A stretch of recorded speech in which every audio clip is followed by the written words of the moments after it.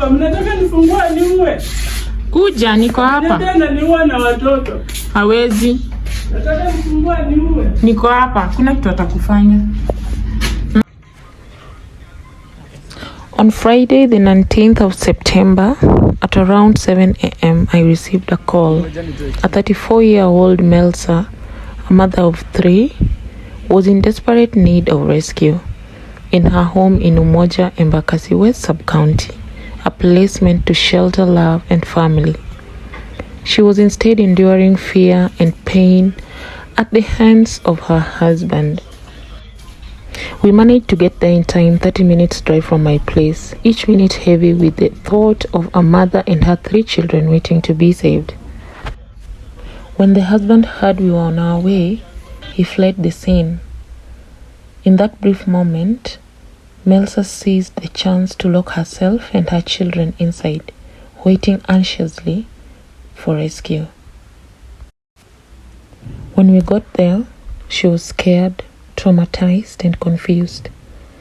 She refused to open the door, convinced her husband was still there and would storm back in to beat her and the children.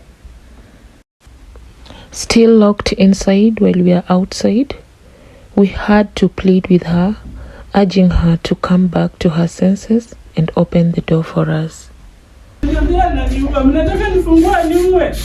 Kuja, niko hapa. Tena niua na watoto. Hawezi. Nataka nifungue niue. Niko hapa. Kuna kitu atakufanya. Hawezi. Fungua, niko hapa.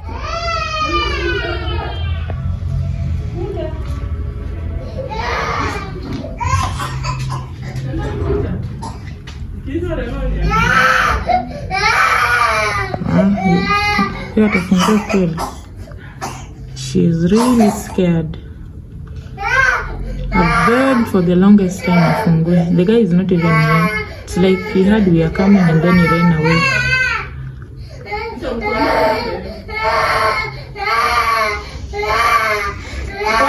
Kuja. Sifungui mlango, ameniambia ananiua. Kuja ufungue. Ameenda. Nifungue alafu animalize wewe. Sifungui mlango. Sifungui, amenichapa na watoto ndio hao wanalia hapa. Ameenda. We pleaded with her for a long while, but she still wasn't convinced it was safe. In her mind, her husband was right there with us, ready to break in and hurt her and the children again. Inside, the children cried uncontrollably, hungry, frightened, and weak, having gone without food since the night before. Tena tuko hapa.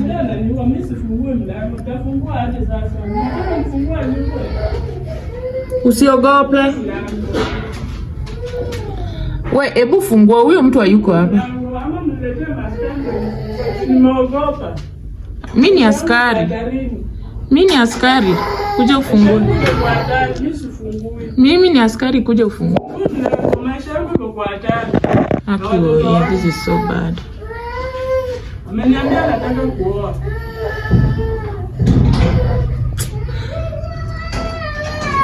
Huyo mtu ameenda. Niko hapa. Niko peke. Unataka mimi nitapo hapa. Ameniambia ananiua. Mimi sifungue. Fungua. Na message ameniandikia, ama unataka niongee? Hebu fungua.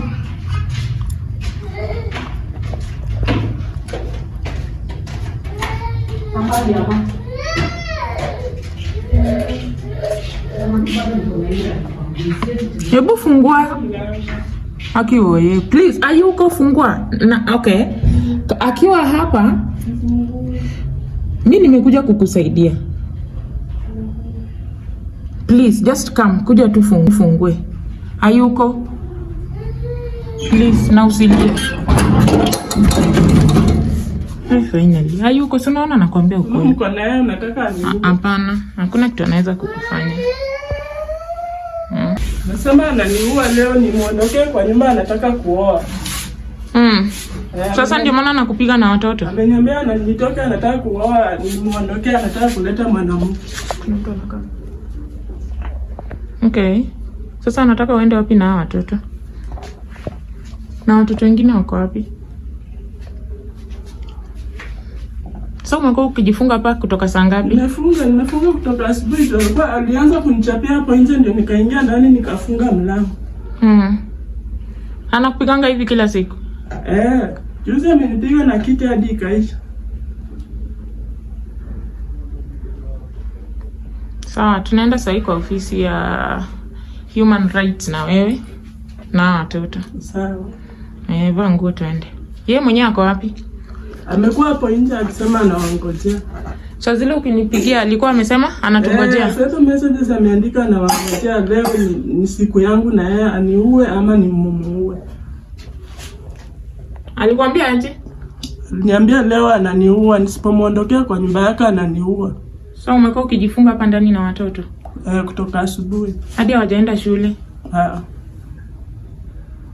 Sawa, vaa nguo tuende. Vaa nguo tuende na wewe huko kwa huko. Vaa nguo tuende na uvalishe watoto, tunaenda sasa hii kumreport. Nataka unasikia, nataka tuende na wewe huko kwa DC, tunaenda kumreport na unaenda kuelezea vile ilikuwa, ndio tuone vile unaweza kuwa protected kutoka hapo. Sawa? Sasa nataka uvae nguo, usiniogope, mimi niko hapa kukusaidia. Sawa. Nikitaka nitawaonyesha. Alikwambia hata messages nimuondoke. Alikwambia atakuwa na watoto. Alikwambia atakuwa na watoto. Amepata msichana anataka kuoa. Sasa aliambia nimuondoke, niondoke kwa nyumba ni yake, yeye ndiye analipa.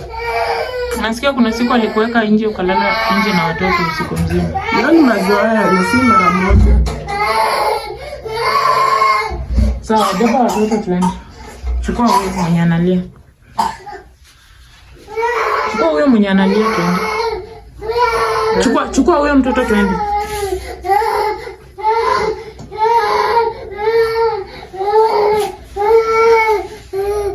Nyamaza. Usilie. Usilie mama. Kuja nikubebe. Kuja nikubebe. Kuja bebe wewe. Kuja bebe wewe. Kuja mama yangu. Usilie. Ni mtoto mzuri. Tunaenda na wewe sawa?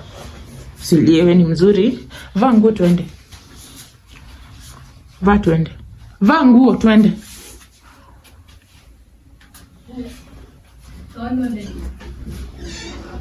Baby girl. Usilie. Nimebeba wewe.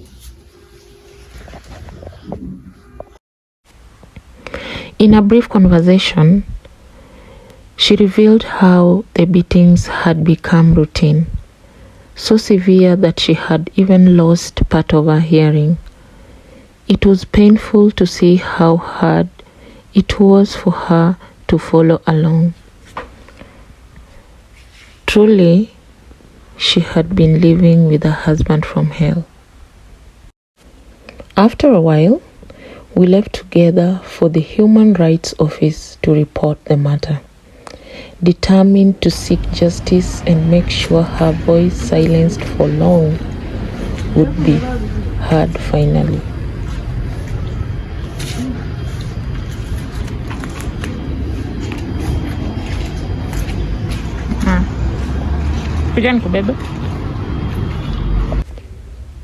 We arrived at the Children's Department office at the DCC in Embakasi, only to be asked to wait. We waited for almost an hour. I went back to the office and asked the officer if he had forgotten about us, but he simply told us to keep waiting. I went back again after a while, and this time they asked me who I was. I told them simply a good Samaritan. Still, they told us to wait, that they would call. There were no seats, no shade, just standing there, trying to survive. I was deeply disappointed. The children and their mother were hungry. She sat there sobbing. while the youngest was breastfeeding from a mother who hadn't eaten anything. What a heartbreaking and a terrible scene I witnessed. We decided we could no longer wait in vain, so we left the premises to seek help elsewhere. On the way, we stopped at the nearest cave to get a small bite, just to ease their hunger. As we shared a small bite, I saw the children's face light up with a bright smile, a moment of relief after so much pain. We all truly needed that bite, a simple meal that felt like a lifeline. Wow. We finally arrived at the children's office in Embakasi West Sub-County, and this time we were served immediately. A friend of mine had called ahead, so the office was already expecting us. The husband was called and he didn't even deny torturing his wife and kids. He was served with a summon letter and is expected to be present in the office on Monday at 10 a.m. We left the office, but now Melsa could not return to the house. We spoke with the caretaker of the building, asking if he could allow her to stay with the kids in one of the vacant rooms for a day or two as we searched for a safer place. He was so kind and agreed to let her in. Melsa is ready to move to any shelter, even without household items. If you wish to support Melsa financially, she is truly in need of your help. You can reach her at her number, which is 01122622570. Her name is Melsa Ondoli. 01122622570.